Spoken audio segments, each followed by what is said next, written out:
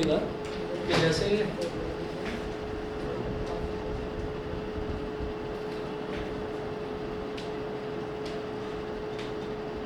Y dash, ये तो Y axis होगी, एक्स डैश ये एक्स एक्सिस होगी।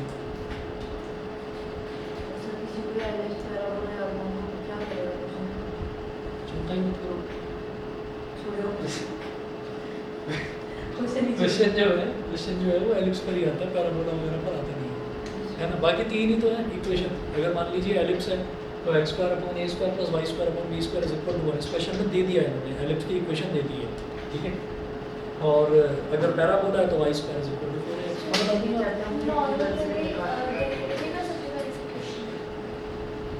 इसको डिफरेंशिएट थोड़ी करना है, पहले क्वेश्चन तो पढ़ो।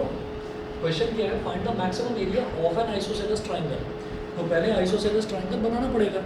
आइसोसेलेस ट्राइंगल, अब उन्होंने क्या बोला है कि वो आइसोसेलेस ट्राइंगल है कहाँ पर। वो आइसोसेलेस ट्राइंगल जो है इंस्क्राइब्ड इन दिस एलिप्स, वो इस एलिप्स के अंदर इंस्क्राइब है। इंस्क्राइब का मतलब इसके अंदर बना हुआ है। बनने के बाद वो ये बोल रहे हैं with its vertex at one end of the major axis, उसका जो वर्टेक्स है with its vertex at one end of the major axis. At one end of the major axis का मतलब क्या हुआ, यहाँ पर ये वाली लाइन थोड़ी लंबी दिखाई दे रही है और ये वाली लाइन थोड़ी छोटी दिखाई दे रही है ना। तो जो लंबी लाइन होती है उसी को मेजर एक्सिस बोल देते हैं, छोटी वाली को माइनर एक्सिस बोलते हैं। तो स्पेशल डाउट क्लास होते हैं, मेरे तो बहुत सारे डाउट्स हैं। हाँ तो मैं बताता हूँ सर ये और भी पता नहीं कुछ टाइम इंटीग्रेशन में बकवास। कोई बात नहीं, अभी समझो तो सही। मैं एक क्वेश्चन बता रहा हूँ, एक क्वेश्चन करेंगे आप तो ये चीज़ भी रिवाइज होगी, फिर इंटीग्रेशन आगे स्टार्ट करा तो आपका डाउट भी रहता। तो जरा देखिएगा यहाँ पर एलिप्स में क्या लेते हैं, ये वाली जो लेंथ है ना, ये वाली लेंथ, इसको तो हम लेकर चलते हैं ए, ठीक है। और जो ये वाली लेंथ होती है इसको हम लेकर चलते हैं बी। और ये एलिप्स का स्टैंडर्ड एलिप्स का फॉर्मूला है, ये इन्होंने दे रखा है इसमें। अगर कोई बच्चा भूल गया हो तो ये एलिप्स स्टैंडर्ड एलिप्स का फॉर्मूला है। तो ये ए होता है और ये बी होता है। अब उन्होंने एक चीज़ बोली, अच्छा ये ए और बी जरा मैं बाहर बना रहा हूँ, यहाँ नहीं लिखना है, आप भी यहाँ मत लिखना है, इसको बाहर लिखना है। और उन्होंने बोला है कि आइसोसेलेस ट्राइंगल किस तरीके से बनाना है, विद इट्स, क्या बोल रहे हैं, with its vertex. Isosceles triangle का जो वर्टेक्स है, वर्टेक्स क्या है, ये आइसोसेलेस ट्राइंगल है। तो इसमें ये वाली साइड और ये वाली साइड तो इक्वल होगी। तो ये जो एक वर्टेक्स इसका जो है वो कहाँ पर है, वो at one end of the major axis. तो this is your major axis. या तो आप आइसोसेलेस ट्राइंगल का एक कोना यहाँ बना लो या यहाँ बना लो, मैंने यहाँ बना लिया, ठीक है। और फिर आइसोसेलेस ट्राइंगल मैंने ऐसे बनाया, ऐसे ऐसे और ऐसे, और इसको ऐसे जोड़ देंगे, समझ गए, ठीक है। अब ये वाली जो लेंथ होती है यहाँ से लेकर यहाँ तक वाली जो लेंथ है, ये वाली जो लेंथ है, दिस लेंथ इज ए। ये वाली लेंथ हमेशा स्मॉल ए होती है और ये वाली लेंथ जो है वो बी होती है। इसको चाहे तो बना पड़ा, ये बी होती है। तो जब ये वाली लेंथ ए है तो बेटा ये, अच्छा इसको ना नाम दे दो ए बी सी, समझ गए, ए बी सी। उसके बाद मैं क्या करने वाला हूँ, उसमें देखिएगा ये 90 डिग्री का एंगल बनेगा। आइसोसेलेस ट्रायंगल है तो ये एंगल 90 डिग्री का बनेगा। उसके बाद देखिएगा ये जो ए है, ए के कोऑर्डिनेट्स क्या होंगे, यहाँ से लेकर, ओरिजिन से लेकर और यहाँ तक क्या है, ए, लेंथ कितनी है ए। अगर कोई पॉइंट एक्स एक्सिस पर लाई कर रहा है तो उसका वाई कोऑर्डिनेट क्या होता है, 0। ये हो गया a, 0, ठीक है। हाँ, इन दोनों ट्रायंगल को कॉन्ग्रुएंट प्रूव कर दें। कॉन्ग्रुएंट तो ये है ही, कॉन्ग्रुएंट तो यहीं प्रूव करने से फ़ायदा कुछ नहीं होगा। मुझे क्या करना है, find the maximum area of an isosceles triangle. मुझे आइसोसेलेस ट्रायंगल का एरिया निकालना है, एरिया निकाल कर उसको मैक्सिमाइज करना है। और वो बोल रहे हैं find the maximum area of an isosceles triangle inscribed in this ellipse with its vertex at one end of the major axis. तो पहले तो मैं एरिया का फॉर्मूला बना लूँ कि एरिया बन क्या रहा है इसका, पहले तो मैं वो देख लेता हूँ। और वो मुझे निकालना किसके टर्म्स में होगा, वो मुझे ए और बी यहाँ पर कांस्टेंट दे रखे हैं, ए और बी कांस्टेंट दे रखे हैं, मैं उसी के टर्म्स में कुछ ना कुछ यहाँ पर बनाऊंगा। तो आपको क्या याद रखना है, जब भी कभी एलिप्स का क्वेश्चन आए, एलिप्स का क्वेश्चन जो है कई बार आ जाता है, तो एलिप्स का क्वेश्चन है तो आपको ये याद रखना है भाई, ये फर्स्ट क्वाड्रेंट, ये सेकंड क्वाड्रेंट, ये थर्ड क्वाड्रेंट, ये fourth quadrant. First second third fourth ये 4 क्वाड्रेंट होते हैं। फर्स्ट क्वाड्रेंट में all positive, all positive, all positive का मतलब यहाँ पर साइन भी पॉजिटिव, कॉस भी पॉजिटिव। तो एक काम करना, यहाँ पर साइन भी पॉजिटिव और कॉस भी पॉजिटिव। तो हम इसमें क्या करेंगे,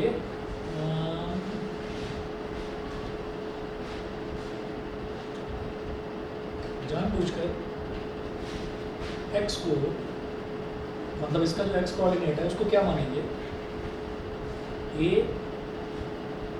साइन थीटा, थीटा मानो, इसका कोऑर्डिनेट बता दो मेरे को तो सही।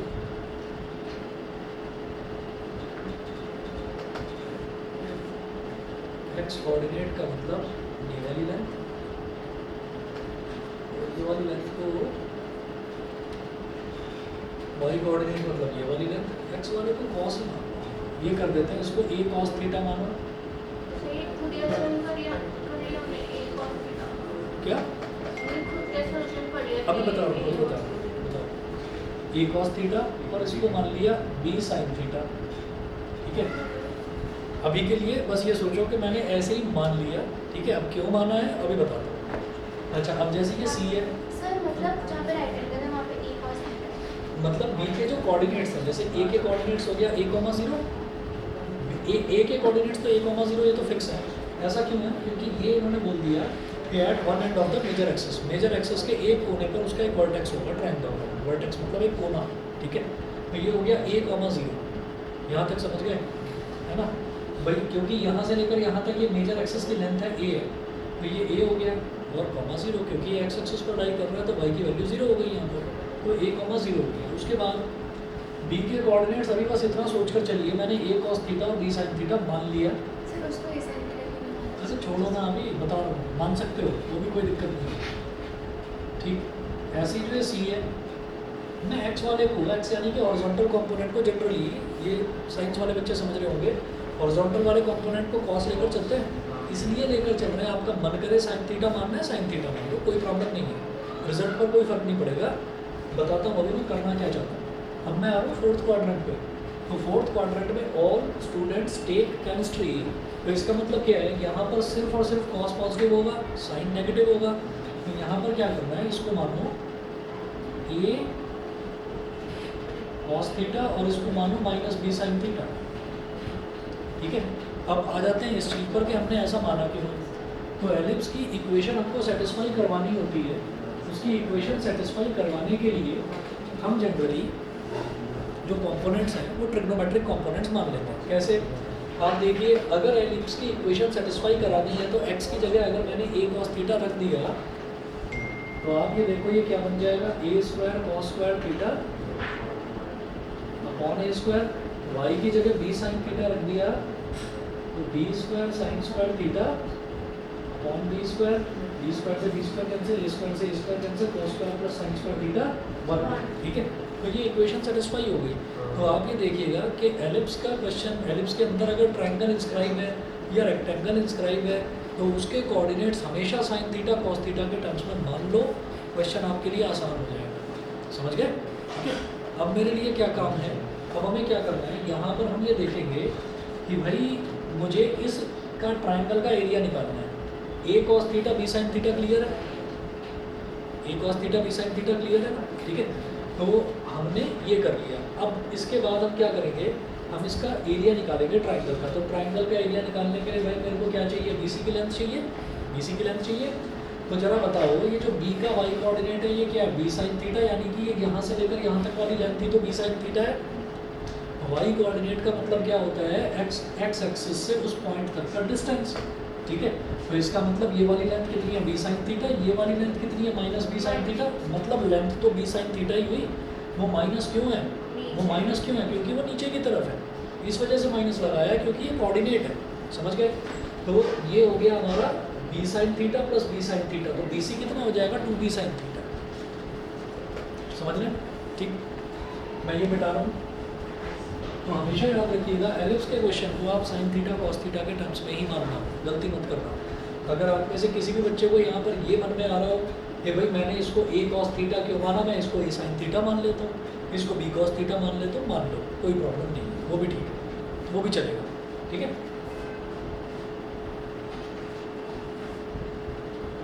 चलिए जी, इसके बाद क्या करेंगे, अब हम इसको लेकर चलेंगे BC की वैल्यू निकालेंगे। BC इज इक्वल टू यहाँ से यहाँ तक वाली लेंथ भी b sin थीटा, यहाँ से यहाँ तक वाली लेंथ भी b sin थीटा, तो b sin theta plus b sin theta,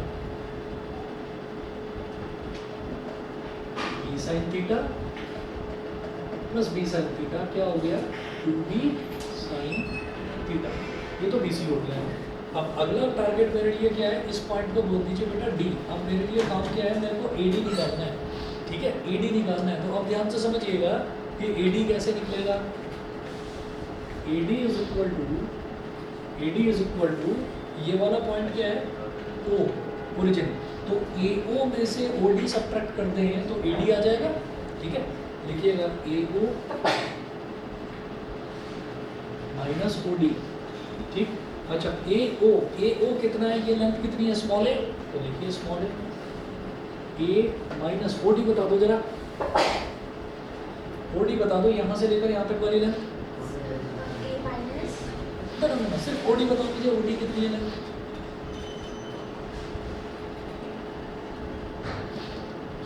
ये जो B है, B का x कोऑर्डिनेट OD तो है। x कोऑर्डिनेट कैसे निकलता है भाई, यहाँ से ओरिजिन से और यहाँ तक का डिस्टेंस, x एक्सिस वाला डिस्टेंस, इसका x कोऑर्डिनेट, और यहाँ से जो है इस पॉइंट से हमारा y एक्सिस वाला डिस्टेंस, दिस इज हमारा y कोऑर्डिनेट। समझ गए कि नहीं। तो इसका मतलब नहीं समझे अभी भी, नहीं समझे। देखिए अगर मान लीजिए मैं कभी भी x एक्सिस और y एक्सिस की बात करता हूँ, मैंने कहा कि यहाँ पर एक पॉइंट B है, इसके कोऑर्डिनेट्स हैं 2,3, ठीक है। तो इसका मतलब, और यहाँ पर एक लाइन ऐसे बनी हुई है, तो इसका मतलब यहाँ से लेकर यहाँ तक वाला डिस्टेंस कितना है, 2 ही तो है, ये 2 ही तो है, यहाँ पर 2 ही तो होगा। तो जब इसका x coordinate a cos theta है, तो इसका मतलब OD की वैल्यू कितनी है, a cos थीटा। बोलो, ऑनलाइन वाले बताएं भाई, अवंतिका, पार्थ, नव्या, समझ रहे हैं, ठीक है जी। तो OD की जगह लिखिएगा a cos थीटा, ठीक है। अब बात हमारी बढ़ गई। अब मुझे ये दिखाई दे रहा है कि भैया A और B जो है वो कांस्टेंट हैं, इसमें A और B को हमको कुछ टेंशन नहीं लेनी A और B की। तो वेरिएबल क्या है, थीटा है, ठीक, वेरिएबल थीटा है। तो थीटा के टर्म्स में इसको मैक्सिमाइज या मिनिमाइज जो भी करना है कर दो, ठीक। चलिए अब इसके बाद आप क्या करेंगे, maximum area of an isosceles triangle, therefore area of this isosceles triangle, area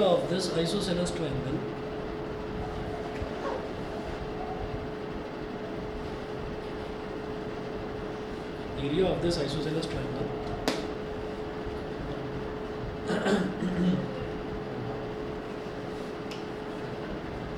उसको A बोल दो, capital A is equal to, कैसे निकलता है, half base into height, half into base into height, ठीक है। तो A is equal to half into base कितना है, बेस कितना है BC, ठीक है, और हाइट कितना है AD, इसीलिए मैंने BC और AD निकाला था। तो A is equal to half, BC कितना है 2B sin थीटा, और AD कितना है A minus A cos theta, A minus A cos theta. मैं दोबारा लिख रहा हूँ उधर, ऑनलाइन वालों को दिखाई नहीं दे रहा होगा, 2B sin theta into A minus A cos theta. अब इधर 2 से 2 को काट दो, तो A इज इक्वल टू क्या आ गया हमारे पास, B sin theta into A minus A cos theta, ठीक है। अच्छा, इसमें अगर आप ना पाइथागोरस थ्योरम या कोई और कोऑर्डिनेट ज्योमेट्री का कोई लॉजिक लगाते रह गए तो लगाते ही रह जाओगे लॉजिक। इसको साइन थीटा और कॉस थीटा के टर्म्स में ही लेना है, मार्क कर लेना अपनी बुक में, ठीक है। तो अब देखिएगा, अब ये फटाफट हो जाएगा। मैं इसको इस तरफ से,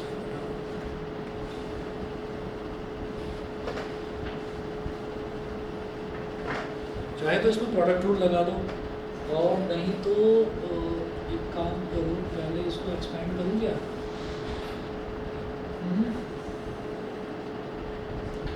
बी साइन थीटा अगर एक्सपेंड करेंगे तो अंदर उसको साइन टू थीटा बनाया जा सकता है। प्रोडक्ट रूल लगा लेंगे, प्रोडक्ट रूल लगा लेंगे। ये हमारा जो फंक्शन आया ओरिजिनल,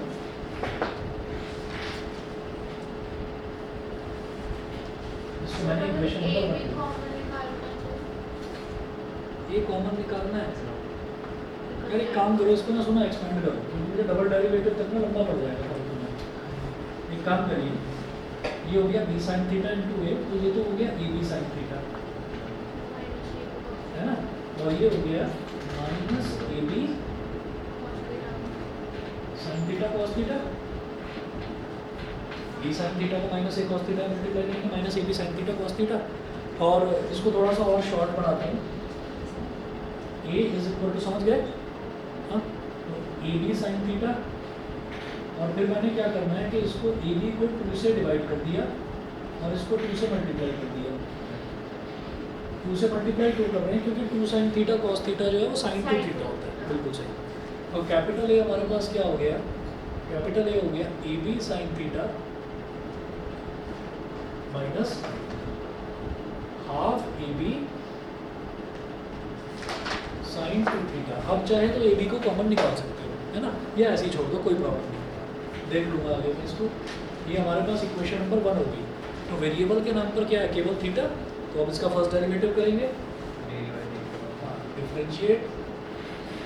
तो ये तरीका सेम रहता है सारे वर्ड्स में। जहाँ पर भी एलिप्स नजर आए वहाँ पर यही कर देना है। नहीं, तो हाँ, फर्स्ट डेरिवेटिव बस बस बस वो तरीका से differentiate equation 1 with respect to theta, ठीक है। तो D A upon D theta is equal to A B as it is sine theta का डिफरेंशियल क्या हो गया? Cos theta minus half A B as it is sine two theta का क्या हो जाएगा? कॉस टू थीटा, ठीक है। और फिर 2 थीटा को फर्दर करेंगे, थीटा के रिस्पेक्ट में क्या आएगा? 2। ये 2 हो गया मल्टीप्लाई, ये 2 इससे कट गया, तो D A by D theta is equal to A B cos theta minus A B cos two theta. ये हो गई हमारे पास इक्वेशन नंबर 2, ठीक है। अब क्या करना है? जो D A by D theta है, अब इसको 0 के बराबर रख देना है। तो put D A by D theta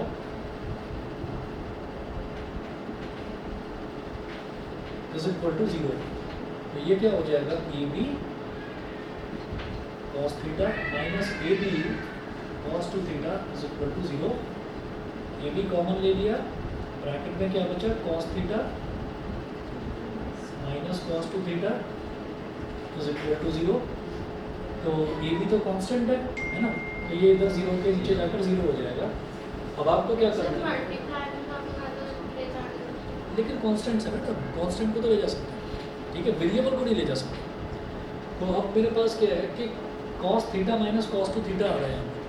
cos theta minus cos two theta का मतलब क्या है कि अगर इसको 0 के बराबर रखूँगा तो cos theta is equal to cos two theta हो जाएगा। तो यहाँ पर एक काम करिए, cos C minus cos D का लगा दो formula. Cos C minus cos D क्या होता है? Cos C minus cos D minus sine minus 2 sine minus 2 sine C plus D upon C plus D by 2, यानी कि theta plus 2 theta by 2 into cos sign C minus D by 2 theta minus 2 theta by 2 is equal to 0, ठीक है। अब क्या करेंगे? इस तरफ कर रहा हूँ मैं, minus 2 sine theta plus 2 theta हो गया 3 थीटा अपॉन 2।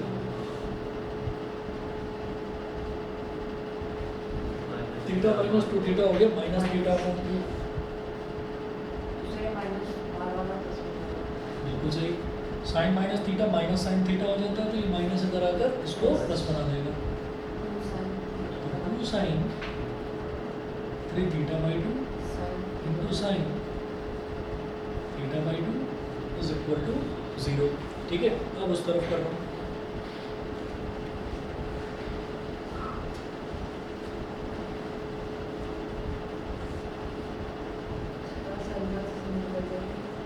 हाँ हाँ सारी क्लास इसी में अरे नहीं नहीं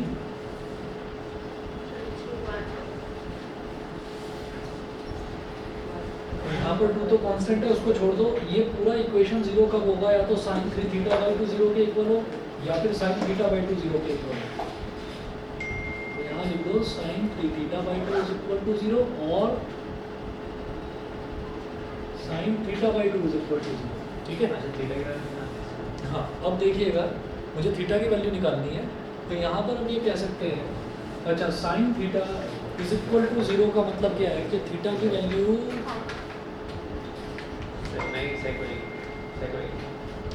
साइन थीटा जब 0 के बराबर आता है तो थीटा की वैल्यू होती है n पाई के इक्वल, n पाई के इक्वल होती है। ठीक है, लेकिन चलिए यहाँ से हो गया फिर theta by 2 is equal to n pi और theta by 2 is equal to n पाई।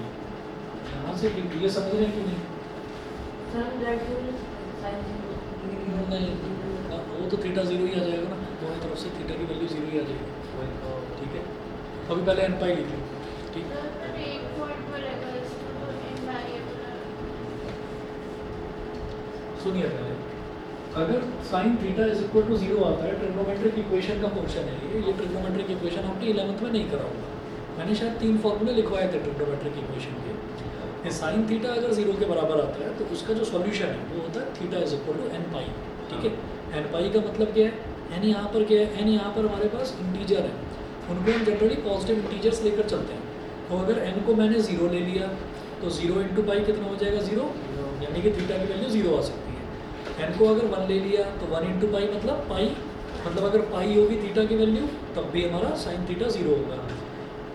2 पाई, 3 पाई, 4 पाई, कितने भी पाई के कितने भी मल्टीपल्स हैं उससे हमारा साइन जो है वो 0 ही आता है। ठीक है, तो इसलिए मैंने इसको n पाई लिख लिया यहाँ पर। तो थीटा इज इक्वल टू हो गया 2n पाई अपॉन 3, या फिर theta is equal to 2n pi, ये हो गया। ठीक है, अच्छा अब इसके बाद जरा मैं एक काम करता हूँ, अब मैं यहाँ पर क्या करूँगा, अब मैं यहाँ पर dA बाई डी थीटा हमने निकाला था, अब इसका डबल डेरिवेटिव निकालते हैं। सर इसमें n हमारा कॉन्स्टेंट वो वेरिएबल n वेरिएबल है, n क्या होता है? n होते हैं पॉजिटिव इंटीजर्स। तो n की वैल्यू में आप ये देखो कि आप कह रहे हो कि थीटा इज इक्वल टू 0 है, तो आप सही कह रहे हो। ठीक है, n की वैल्यू 0 डालोगे तो ये पूरा का पूरा 0 आ जाएगा। ठीक है, इधर भी n की वैल्यू डालोगे तो 0 हो जाएगा। अच्छा, n की वैल्यू अगर 1 डालेंगे तो 2 पाई बाई 3 हो जाएगा, तो इसका मतलब 2 पाई बाई 3 पर भी हमको एक वैल्यू मिल रही है, एक क्रिटिकल पॉइंट आ रहा है 2 पाई बाई 3। और ऐसे ही अगर n की वैल्यू यहाँ पर 1 डालेंगे तो 2 पाई एक क्रिटिकल पॉइंट आ रहा है। ठीक है, और मुझे उससे बड़े क्रिटिकल पॉइंट्स लेने नहीं हैं, क्योंकि ये कहाँ पर लाई कर रहा है? ये हमारा इस मतलब फर्स्ट और फोर्थ क्वाड्रेंट के बीच में लाई कर रहा है। तो इसका मतलब क्या है कि मैं पहले निकालता हूँ, अभी जैसे मैंने 2n पाई बाई 3 लिया, 2n पाई लिया, अभी इसको ऐसे ही छोड़ो और उसके बाद जरा मैं डबल डेरिवेटिव निकालता हूँ उसका। डबल डेरिवेटिव लेस देन 0 आएगा, देखते हैं इस पॉइंट पर आता है या उस पॉइंट पर आता है। मेरी बात समझ गए? नहीं समझे? सर अगर आपने बताया कि साइन की किसी भी इंटीजर को लेकर वैल्यू 0 है, हाँ, तो सर इसको बताने पे हमने करा ना, अगर n की वैल्यू हमने 1 डाली, अगर n की वैल्यू हमने 1 डाली तो ये 2 पाई हो जाएगा। ठीक है, तो 2 पाई पर भी हमारा ये इक्वेशन जो है सेटिस्फाई हो रही है। साइन 2 पाई निकालेंगे तो साइन 2 पाई पे 0 आएगा। ठीक है ना, और यहाँ पर क्या हो रहा है? यहाँ पर हमारा बनेगा 2n पाई बाई 3। तो 2 अगर यहाँ पर n की वैल्यू 1 डालेंगे, n की वैल्यू 1 डालेंगे तो n की वैल्यू 1 डालने का मतलब क्या है कि ये बन जाएगा 2 पाई बाई 3। ठीक है, तो भी कोई दिक्कत नहीं है, तो भी कोई दिक्कत नहीं है। क्यों? क्योंकि n की वैल्यू आपने 1 डाली, n की वैल्यू आपने 1 डाली, तो भाई आप n की वैल्यू 1 डाल रहे हैं, तो इसका मतलब इसमें भी डालेंगे n की वैल्यू 1 और इसमें भी n की वैल्यू 1। ऐसा तो नहीं है कि एक में n की वैल्यू 1 डाल रहे हैं और एक में 7 डाल रहे हैं। ठीक है, तो ये 2 पाई बन जाएगा, तो ये इस पूरे के पूरे इक्वेशन को 0 बना देगा। ठीक है, तो कभी ये 0 हो जाएगा तो पूरा 0 हो जाएगा, कभी ये 0 हो जाएगा। तो इसकी हेल्प से मुझे ये पता चल रहा है कि हमारे पास 2 क्रिटिकल पॉइंट्स आ रहे हैं। ठीक है, 2 क्रिटिकल पॉइंट्स आ गए, बस ये समझ लीजिए आप लोगों के लिए n एक नई टर्म आ गई है। और मैं अभी जरा इसको सॉल्व करके देखता हूँ, पहले डबल डेरिवेटिव निकालता हूँ। ठीक है, देखिएगा जरा हम क्या करेंगे, differentiate equation 2 with respect to theta. अब इक्वेशन 2 को फिर से थीटा के रिस्पेक्ट में डिफरेंशिएट करें, तो d square a by D theta square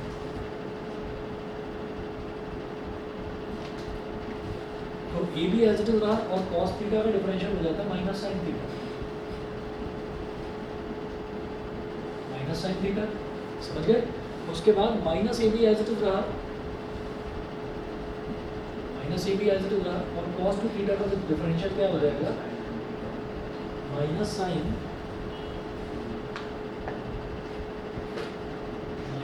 to theta into two, ये हो गया। तो D square A by D theta square is equal to हो गया minus A B sine theta और प्लस 2ab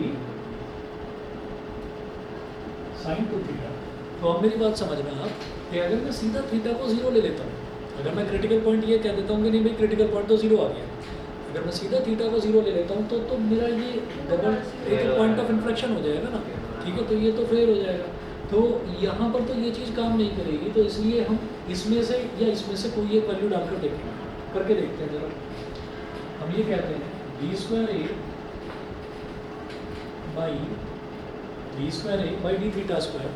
यहाँ पर अगर मैं करता हूँ कि अगर मान लीजिए 2n पाई वाला ले लेते हैं तो माइनस ए बी साइन, यहाँ पर एक काम करें ऐसे भी लिखेंगे, ऐसे theta is equal to 2n pi. अगर मान लीजिए ये वाला ले लिया तो ये हो जाएगा minus A B sine 2n pi, ठीक है, और प्लस 2ab साइन 4n पाई, समझ गए, ठीक है। 4n पाई। अब इसमें क्या है कि n की कोई भी वैल्यू आप डालिए, ठीक है।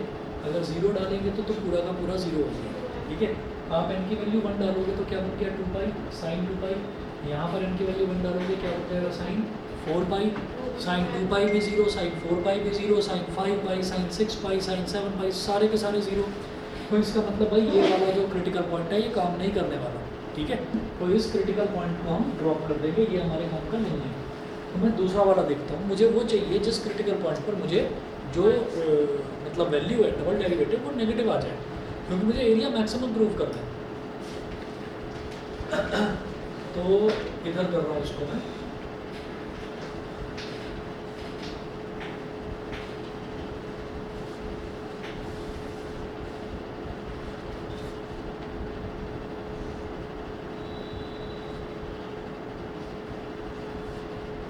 अब यहाँ पर करते हैं डी स्क्वायर ए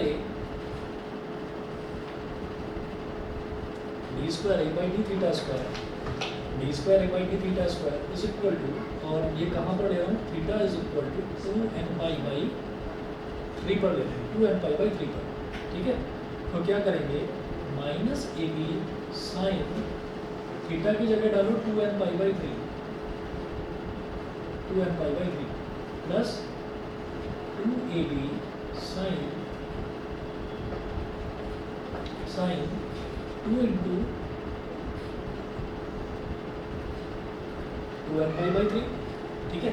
अब देखिए n की वैल्यू 0 लेने पर तो फ्लॉप हो गया, ठीक। और यहाँ पर मैंने क्या करा, 2n पाई जब मैंने लिया तो n की वैल्यू 0, 1, 2, 3 कुछ भी लिया तो वो फ्लॉप हो जाएगा, वहाँ पर तो 0 आ जाएगा डबल डेरिवेटिव। यहाँ पर क्या करिए, 0 तो ले नहीं सकता, 0 लेने से क्या हो जाएगा, ये साइन 0 हो गया, ये साइन 0 हो गया, तो n की वैल्यू 0 ना लेकर सबसे बेसिक वैल्यू ले लेते हैं, n की वैल्यू 1, ठीक है। n एक इंटीजर है, मैं अपनी मर्जी से उसकी कुछ वैल्यू ले सकता हूँ, तो 0 तो नहीं बनेगी बात। तो हम ये कहेंगे for n is equal to 1, और n is equal to 1 D square A by D theta square at theta is equal to क्या बन जाएगा बेटा फिर 2 पाई बाई 3। अच्छा तो जरा देखो क्या हो गया, minus A B sine N की वैल्यू आपने 1 डाल दी तो 2 पाई बाई 3, 2 पाई बाई 3 क्या होता है बताओ जरा, और यहाँ क्या बन जाएगा साइन 4 पाई बाई 3। भाई देखिए पाई बाई 3 होता है 60 डिग्री, और 60 डिग्री में 2 मल्टीप्लाई कर देंगे तो 120 डिग्री हो गया, ऐसे ही 60 डिग्री में 4 मल्टीप्लाई कर देंगे तो 240 डिग्री हो गया।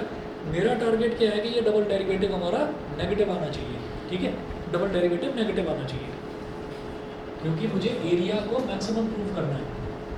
तो हम क्या करें, आप यहाँ पर यहाँ पर ऐसा कर लीजिए, साइन 2π/3 कितना होगा जरा बताओ, साइन 120 डिग्री, नहीं कर रहा हूँ, 90 इंटू 1 प्लस 30, तो 90 इंटू 1 में जब कुछ ऐड करेंगे तो सेकंड क्वाड्रेंट में आ रहा है, सेकंड क्वाड्रेंट में सिर्फ साइन पॉजिटिव, ठीक है, तो ये साइन ही है, पॉजिटिव रहेगा, तो ये cos 30 बन गया, और cos 30 की वैल्यू क्या होती है, √3/2, ठीक, तो ये आ जाएगा -AB इंटू √3/2 प्लस 2AB, उसके बाद देखिए साइन 4π/3, तो 4π/3 मतलब 4 इंटू 60 डिग्री 240 डिग्री, तो 240 डिग्री को कैसे करेंगे सॉल्व, इस तरफ कर रहा हूँ उधर वाले कोने में,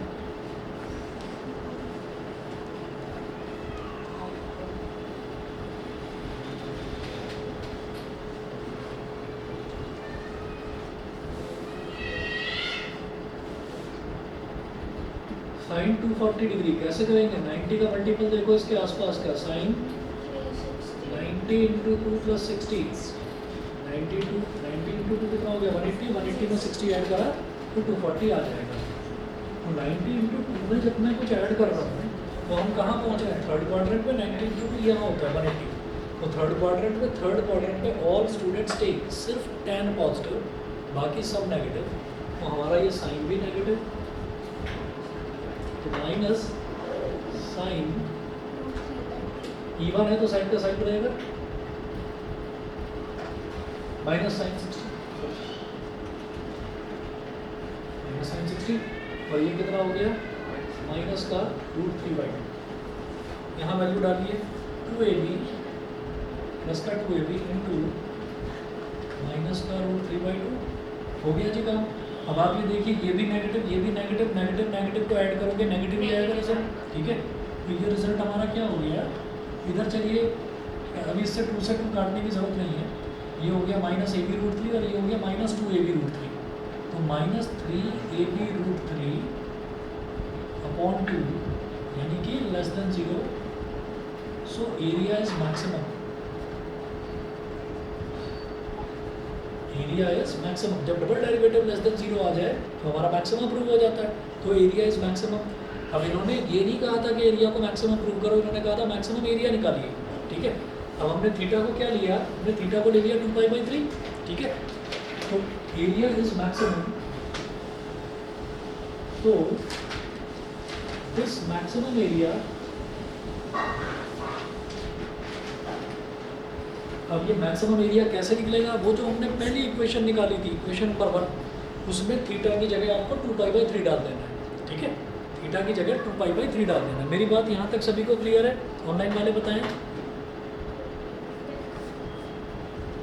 ठीक है। चलिए जी, अब इसके बाद आप ये देखिएगा कि मैक्सिमम एरिया क्या हो जाएगा, इक्वेशन नंबर 1 उठाइए, ये वाली AB साइन थीटा की जगह डालो बेटा 2π/3 minus half AB sine 2 theta मतलब 2 इंटू 2π/3 4π/3, ठीक है। तो साइन 2π/3 बार बार निकालने की जरूरत नहीं है, साइन 2π/3 का निकाल चुका था cos 30, cos 30 कितना होता है √3/2, तो ये हो गया AB into √3/2 minus half AB, और साइन 4π/3 मैंने निकाला -√3/2, तो ये हो जाएगा माइनस का √3/2, ठीक है। अब ये हो गया AB रूट, या एक काम करिए AB√3/2 कॉमन ले लो, AB√3/2 कॉमन ले लिया, यहाँ क्या बचा 1, और यहाँ क्या बचा AB√3/2 कॉमन ले लिया, माइनस माइनस प्लस, तो 1 + 1/2, तो ये हो गया AB√3/2, 1 + 1/2 कितना हो गया 3/2, तो ये हो जाएगा 3√3/4 AB स्क्वायर यूनिट्स, ये इसका आंसर है, आप चेक कर लेना, आंसर इसका यही आएगा, समझ गए। तो आप एक चीज़ देखिएगा, एलिप्स वाला क्वेश्चन, एलिप्स वाले क्वेश्चन में एक तो आपको cos थीटा और sin थीटा के टर्म्स में लेना ही है, क्वेश्चन तभी आसान बनेगा, अगर कोऑर्डिनेट ज्योमेट्री से करना चाहते हैं करके देख लो, फंस जाओगे, नहीं हो पाएगा, ठीक है। दूसरी चीज़ जो आपको याद रखनी है वो क्या है कि जब भी कभी मेरे पास sin थीटा 0 के बराबर आ जाए तो वो बचपन वाली चीज़ मतलब 10th क्लास वाली चीज़ मत करना कि नहीं थीटा इज इक्वल टू 0 लेना है मुझे, तो मैं ये है वो नहीं करना। वो theta is equal to N pi लेकर चलेंगे, ठीक है। अब वो जो एन है, सुनिए, अब वो जो एन है उस एन को आपने 0 लिया तो आप देख रहे हैं 0 ही आ रहा है। दोनों केसेस में आपका थीटा 0 ही आ रहा था, तो एन को आप 1 लेकर देखोगे, तो एन को आपने 2n पाई में 1 लेकर देखा तो वो 2 पाई बन गया। और साइन 2 पाई है, साइन 4 पाई, 3 पाई, 6 पाई, 7 पाई कुछ भी हो वो 0 बन जाएगा। तो उससे डबल डेरिवेटिव हमारा ख़राब हो रहा है, 0 आ रहा है, मतलब ये टेस्ट हमारा फेल हो रहा है। तो इसलिए जो दूसरा वाला क्रिटिकल पॉइंट था 2n पाई बाई 3, वहाँ पर n की वैल्यू 1 डाल दीजिए, बेसिक वैल्यू तो 1 ही होती है ना, तो वो 1 डालकर कर दीजिए। बताओ क्या पूछ रहे हो? 7.2 का 5, हाँ बता रहा हूँ मैं, बता रहा हूँ। मुझे तो पहला वही हुआ। कौन सा?